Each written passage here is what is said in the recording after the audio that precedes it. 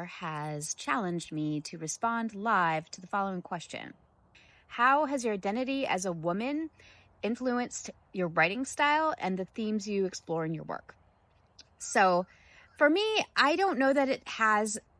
It's kind of sometimes hard to separate your identity from your writing style for sure. So I don't know that I can actually say that my writing style has changed much for fiction based on being a woman. But I do think that the themes I choose to explore both in my fiction and my nonfiction has definitely been impacted by being a woman. And part of that is that, first of all, I can't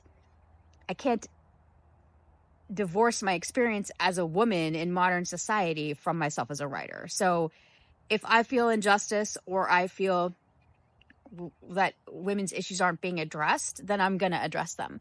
And I definitely do that in my fiction, but also very importantly in my upcoming nonfiction book, particularly because a lot of the memoirs and experiences that I've seen of people traveling to Japan and living there generally come from the male experience.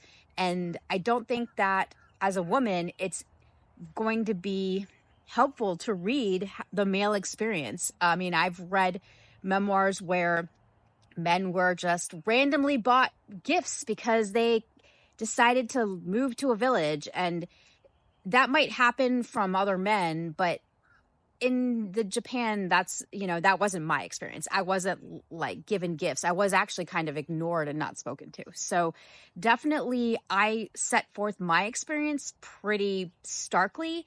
And if people, particularly men, read it and say, well, that's not accurate, just stop to think that it might not be accurate if you're a man, but maybe if you're a woman, it is accurate. And I think that's the crux. We have to raise awareness so that people who don't experience our lives understand what it's like to experience our lives. And as women, we can't just conform to the themes and the style that's acceptable, to like the market, which has been developed by men.